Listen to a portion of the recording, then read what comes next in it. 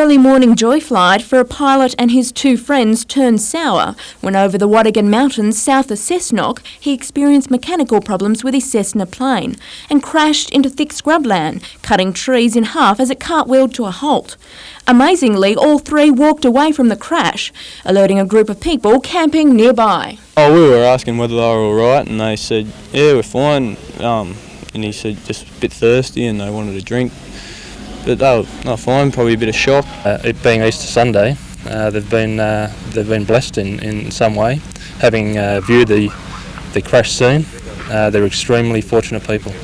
The pilot and the two passengers were taken by ambulance to Cessnock Hospital. Miraculously, they suffered only minor injuries.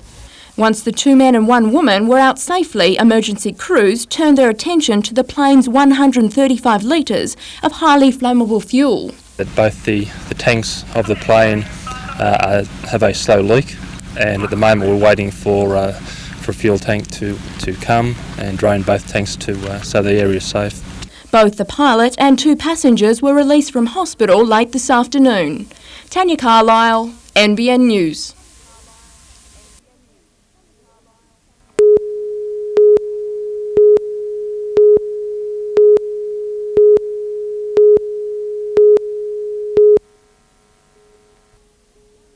Just one day after a major gas leak, it was back to work for staff at Pasminco's Cockle Creek smelter today.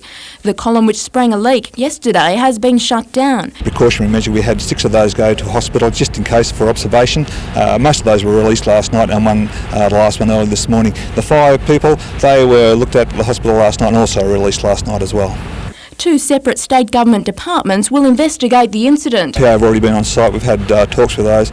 Work cover, we've been in contact by telephone and we expect those to be out later this week. Defending its environmental record, Pasminco says it currently has $11 million worth of projects underway on site. Tanya Carlisle, NBN News.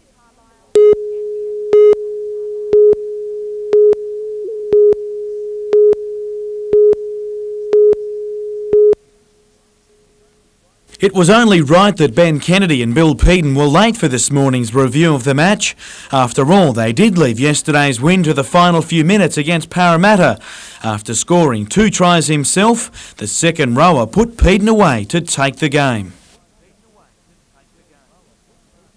It sparked a sea of celebration in front of the biggest home crowd this season. It was so emotional, so if you can't get emotional about that, you never get emotional. And everyone was that excited. It was a big win for us. Yeah, I think it's out to about 60 metres now, but no, I just wanted to get there for the boys. They'd really toiled hard all day, and I just wanted to get there so they could have a bit of joy. Given recent form and injury worries, the win was desperately needed. I believe we can win a premiership, but if we're going to win a premiership, we've got to start winning the close games. And if we lost that one yesterday, the heads would have went down. But we're very proud of what we did. A hip injury to Peter Shields is the only real injury concern, while Matthew Gidley is expected back this weekend. But given the Easter break, the match review committee won't make a decision on whether Tamana Tahu has to enter the judiciary for this until Wednesday.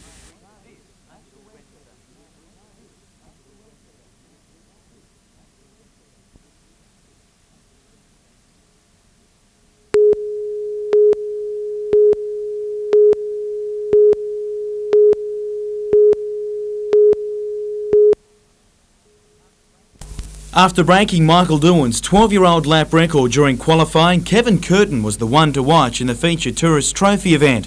While he didn't have it all his own way at the start, it didn't take long for him to take the lead. From there, it just got bigger. While for the others, the endurance event ended a bit too early. Mark Toya's spectacular spill ended with a wrecked bike, suspected broken collarbone and ribs. Curtin, though, just kept breaking records, lowering the lap time mark to 2 minutes 15.54 seconds after reaching speeds of around 300 kilometres an hour down the straight. And to make the win even more impressive, Curtin did the 49-lap endurance event Ironman style, electing to tackle it solo while most swapped with a teammate halfway through.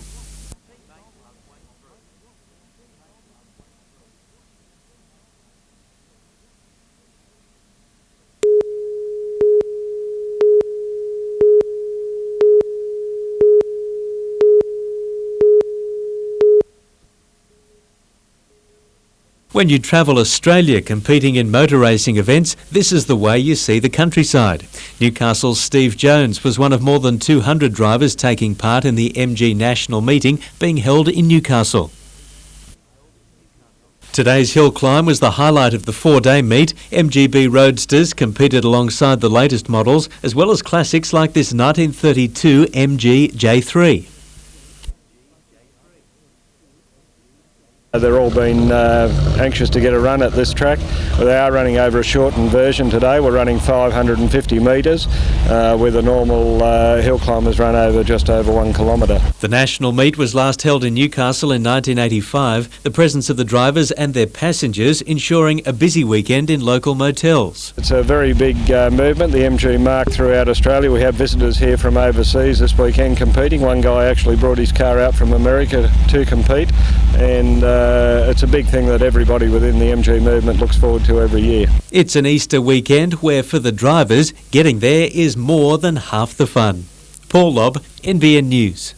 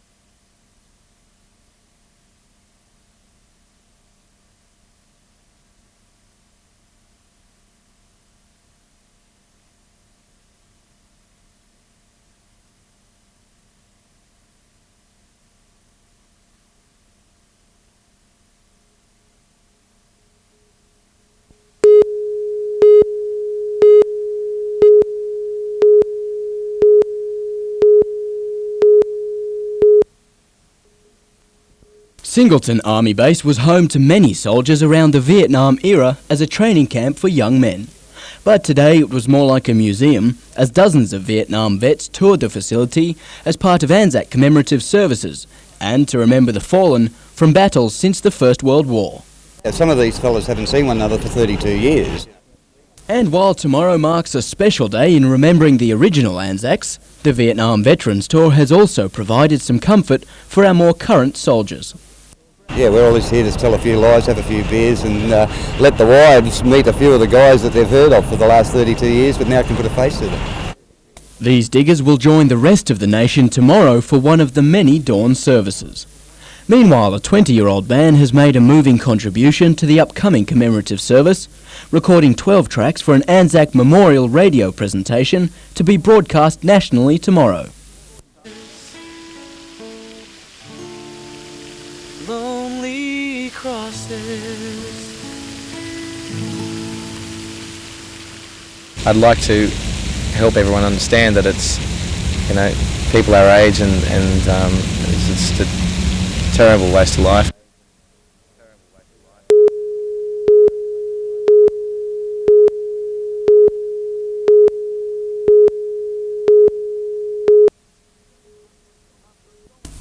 After a solid debut for Josh Ferguson, the young defender must now make way for the man he originally replaced in Todd McManus. Josh Fergo did a great job the other night, a huge job really for a young boy, but at the end of the day senior players come back, that's what the younger guys are here for. McManus is happy to be back after his 1-week suspension felt much longer as he watched Saturday night's thrilling draw. Yeah, that's the first game I've watched in 4 years. Usually when I've been suspended it's away game, so yeah, I haven't got any fingernails left.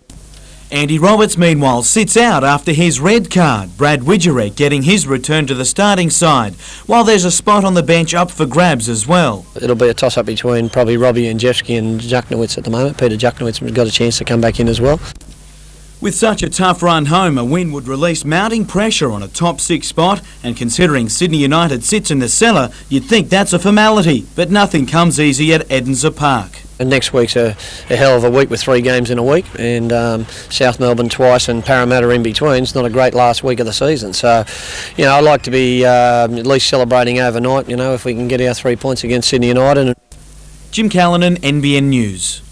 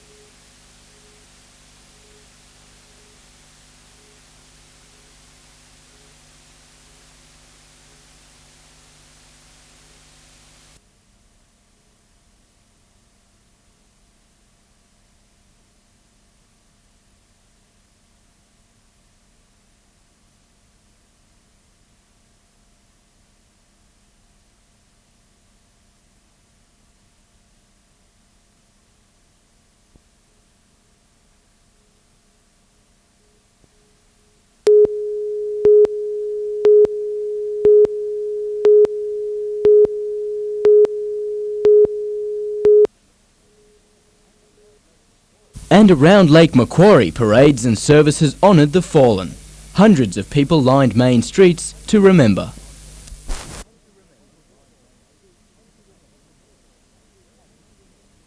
At Wanji, where there was a tearful service following a memorial procession. And the streets were also filled in Toronto as their own marching procession wound its way along the foreshore and boulevard. In the Hunter Valley town of Maitland, a younger generation marked tradition with a different beat. Meanwhile, at Singleton, it was a combined reunion, war diggers spanning many generations getting together for the memorial service. Numbers bolstered by Vietnam veterans joining the march, along with young people filling the ranks in the place of their forebears. With the official proceedings over, many clubs and pubs across the region rang to the spirited sound of that other time-honoured Anzac tradition, Two Up. Adam Harper, NBN News.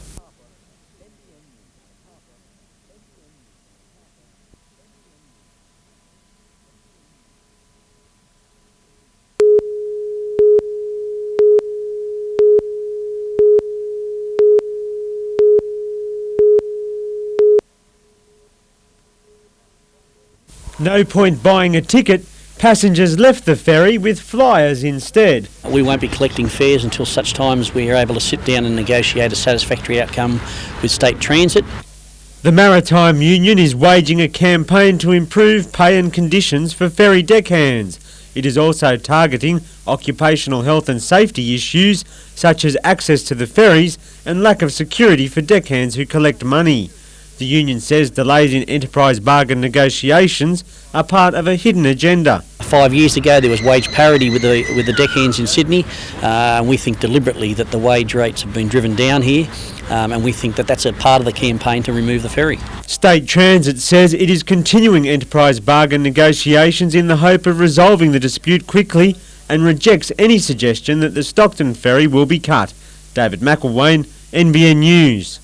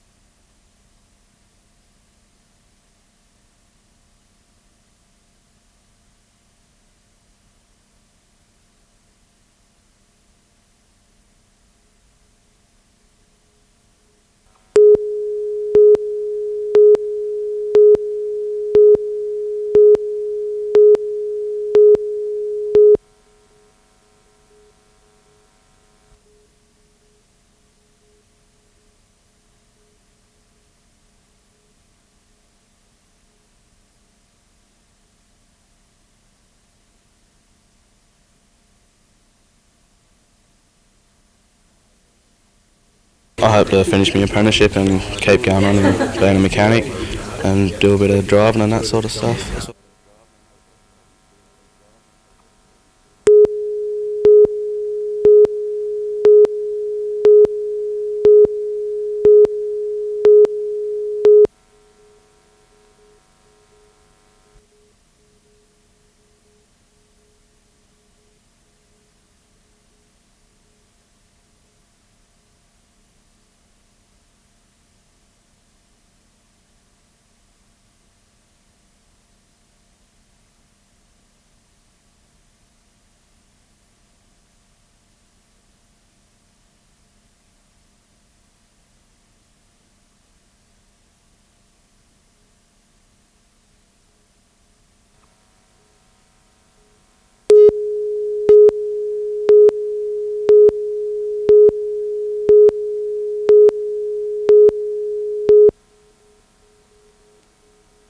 The small Indonesian freighter Tandu docked in Newcastle Harbour today. Its cargo, 650 tonnes of prefabricated steel sections to be used in the construction of the $300 million Red Bank power station southwest of Singleton.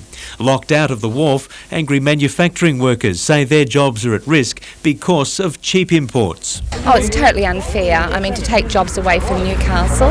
We've got the expertise here, and we need to get stuck into the companies and say, hey, manufacture local, we can do it, we want to do it. Indonesia, of course, is renowned for exploiting workers, having youth workers and the like.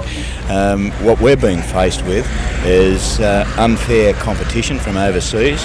ABB Energy says it invited hunter firms to tender for the work, but none were competitive with Indonesia.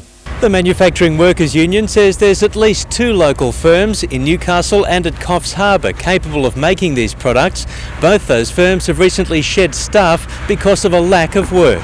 We're being faced with redundancies week on week on week at the present time. That is making conditions very difficult for workers, and they need a fair go. Paul Lobb, NBN News.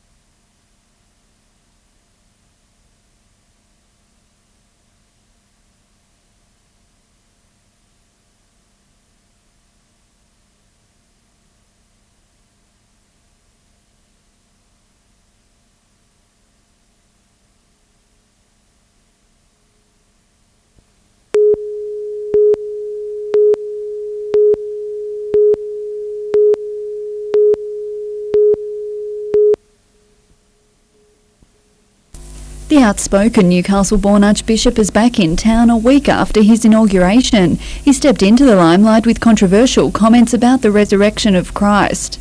My own intention was to try and communicate something of the meaning of the resurrection, the crucifixion and resurrection, to an audience which wouldn't necessarily be a churchy sort of audience. Today the Archbishop was happy to receive an honorary doctorate of letters from the university. He took the opportunity to comment on the future of education, saying he hopes access won't be restricted if fees are charged and private enterprise fails to pick up the costs. That is a worry to me, that people who cannot afford the fees may not be able to get scholarship money to help them through. More than 3,000 students will graduate from the university over the next 2 weeks, and Numi Tran is just one student who's topped her class. Numi arrived in Australia in 1996 after finishing school in Vietnam. Despite homesickness and language difficulties, she will graduate with 23 high distinctions and 1 distinction. I think the only secret is that I really enjoyed what I studied, and I was attracted to the course right at the beginning. Brooke Webster, NBN News.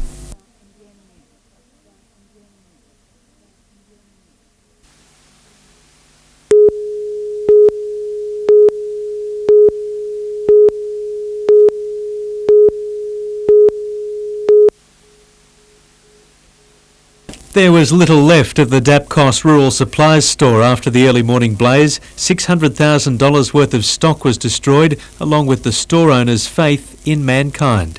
A feeling of being let down pretty badly. The business has been here for 40 odd years. It's grown with the community here, and for someone to come and destroy it overnight like that is just a travesty.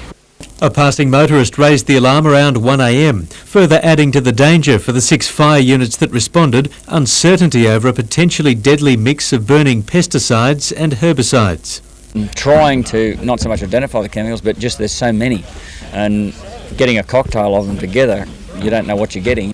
Fire investigators say the blaze was deliberately lit at the rear of the building around the same time as another fire started behind the nearby RSL club. 2 last night at the same time. We certainly would be looking at a fire setter in the area. It's a possibility. Talk to local firefighters and they'll tell you they've never been busier. In fact, in the past 2 years there's been suspicious fires in or near the local cafe, post office, newsagent, RSL, toilet block, school and church, working up to this morning's big one. Police say community help will be vital in catching the firebugs.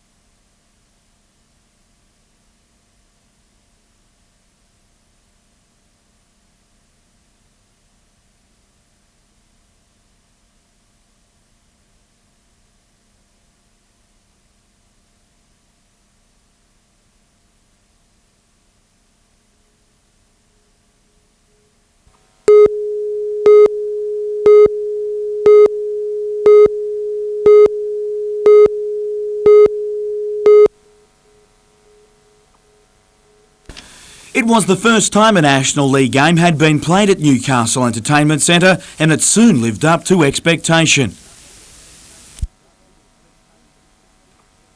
Even in this top-of-the-table clash, there was room for a smile, and Captain Liz Ellis would have been happy with the two players up front in Natalie Sloan and Megan Anderson. But a 4-point lead didn't last long, with Australian star Sharelle McMahon on target, and together with Elise Southby, the Phoenix lit up, scoring an 8-1 run to lead 15-12 at the first change. An injury threatened to end Sloan's night early, while McMahon and Southby continued to work well near the net. Things were falling the Phoenix way, Southby getting away with this, but it was no laughing matter for Sydney, down by 6 as sharpshooter McMahon kept hitting the mark. A leaky roof on a rainy night held things up a while, but it was watertight defence that got Sydney back into the match in the third term, led by Reagan Jackson and Liz Ellis. Sharelle McMahon made sure Melbourne stayed right in it. She missed just one shot all night, but the Swifts powered home to win 55-51.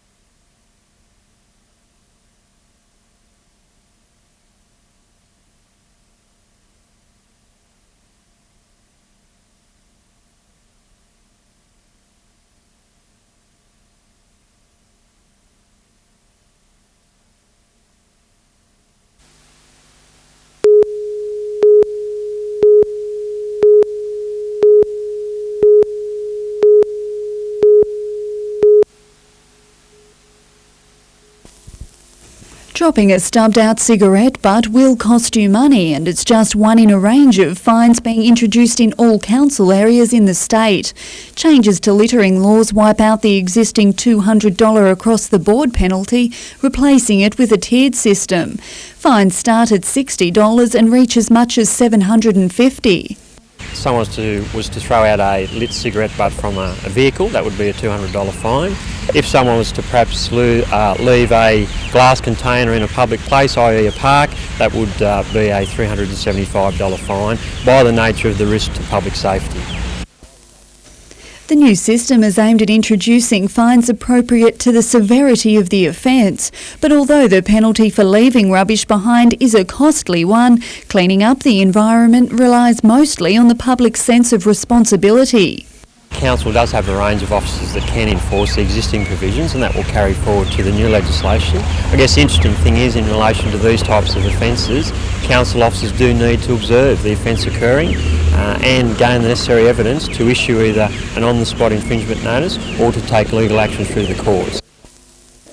The new regulations come into effect in July. Brooke Webster, NBN News.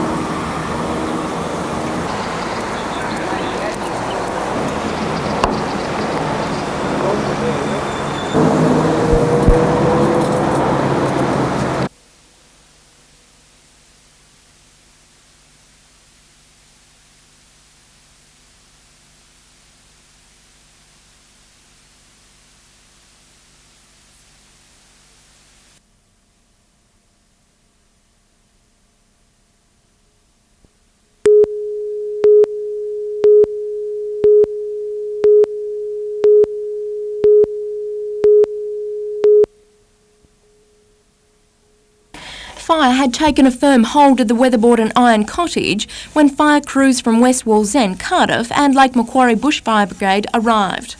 Neighbours first reported the blaze at around 8:30 last night after spotting smoke billowing from the house. And aside from mopping up the blackened shell, there wasn't much the firefighters could do to save the dwelling. Being a weatherboard raised up off the ground, the air can get underneath, and pretty old building too. Thankfully, the owner of the house wasn't home at the time. I've been informed by the residents that the gentleman who lives here is living at the moment with his mother and father because he's got a broken leg, which is a work-related injury. So the house was vacant. Investigations into the cause of the fire are still continuing. Tanya Carlisle, NBN News.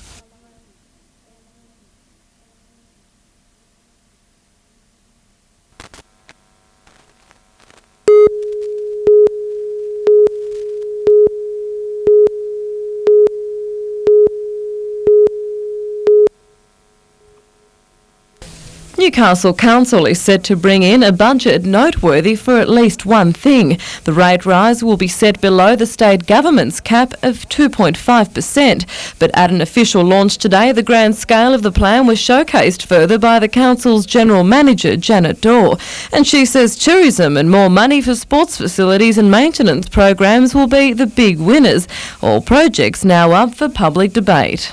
And it certainly has the opportunity to reconsider its whole project list and perhaps accommodate those projects if necessary. But it's a question of priority. Something's got to give. And councils seem unfazed at the $40,000 deficit that will follow the new rate rise. It's better to have a slight deficit and know that we've got a goal to reach than be in credit, and everyone can take it a bit easier. The budget also introduces a new tourism levy for businesses to generate around $400,000 in major projects, which include 5 new parks. And of course, it wouldn't be complete without a plan to boost council's financial reserves. The 4-year plan hoping to raise $5 million from joint ventures with the private sector. The plan is on exhibition till June 1. Helen Kapalos, NBN News.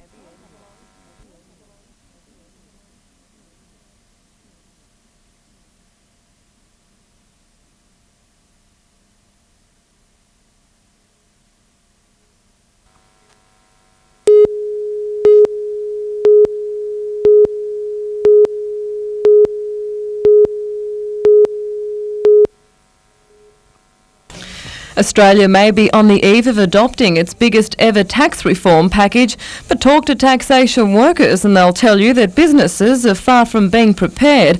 And what's more, they won't continue to work around the clock for just a 2% wage increase. Everyone's really busy across the office, and in terms of a very big change, 2% is not good enough. Tax workers are asking for at least a 4% increase with an additional 4% to be implemented. And if that offer isn't met, the delays with processing materials such as the Australian business number will only increase. We believe that the government's in no position to have that finalised by 1 July. In fact, the government's target of having 2.5 million numbers processed by July 1 is well below that expectation, with less than half that number on the books. A stop work meeting will be held across the country on Thursday. Meantime, a ban is now in effect for rail workers in the Hunter and Central Coast, with the Australian Services Union demanding they cease any duties which relate to closed-circuit television surveillance cameras. It follows the sacking of an employee who removed a damaged camera from a rail station earlier this year. His case is now under appeal, and the union says they will only lift the ban when the issue is resolved. Helen Kapalos, NBN News.